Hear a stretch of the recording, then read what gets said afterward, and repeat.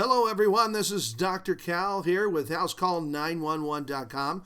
Here today to talk to you a little bit about how to understand or orient yourself to your real estate market or target market you're interested in.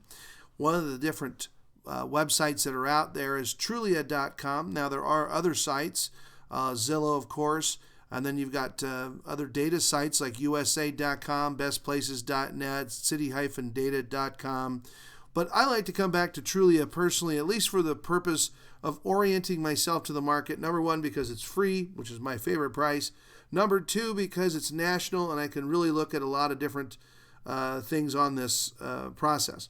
So when you get onto the site, again, trulia.com, you have a white search bar, and I just want to type in, again, the city that I'm interested in.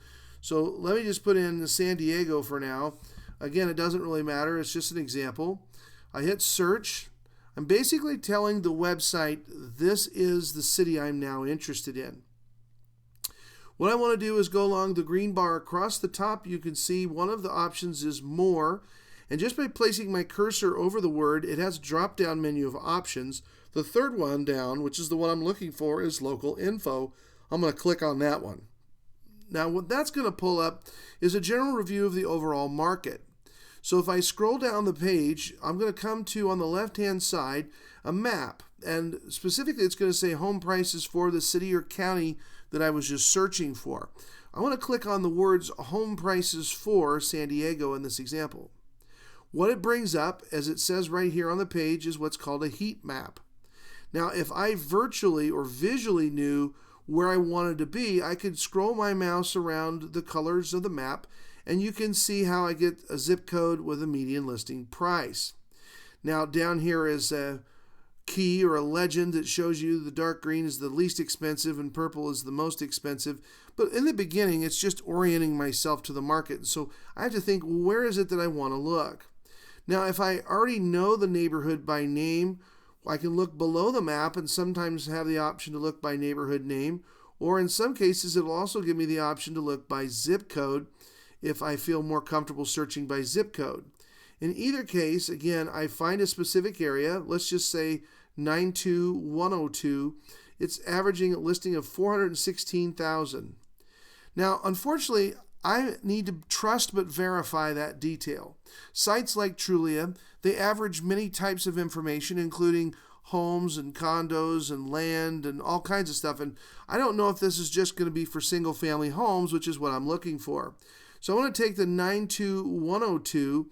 I'm going to go back up to the top now in the white search bar just below the green bar and type in 92102 and hit enter.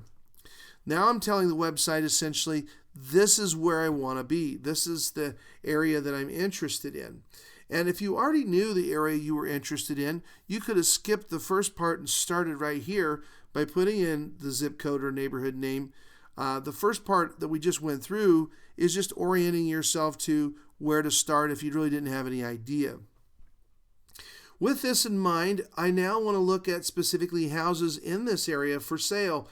So looking up for the green bar again, the first button is buy. The first option down is homes for sale. I click on that. And now I want to make sure that I'm looking at a list of homes that are in the criteria I'm interested in. Most of the time, I'm going to hit more filters, which is usually to the far right of the screen, and make sure I select only single family homes if that's what I'm interested in. We'll get rid of that pop-up. Also, I want to make sure I'm looking for the minimum number of bedrooms. Now, most of the time in the U.S., it's desirable to have 3 or more bedrooms, but you have to be conscious there are some neighborhoods, like Old Los Angeles, for example, where there are a lot of 2 bedrooms. If that's normal, if that's pretty typical in an area, then you could go with 2 bedrooms, but most people still are looking for 3 or more bedrooms, and that's where I'm going to leave this. So I've got single family, 3 or more bedrooms, and now I'm going to go down to the bottom and hit apply. And now I know that I've got a list of just single family, 3 bedroom or more homes, and I'm going to see if I've got 3 or more listings now under that $416,000 average that came up. So again, I've got one at 150. Boy, it doesn't look too good right now. I got 2.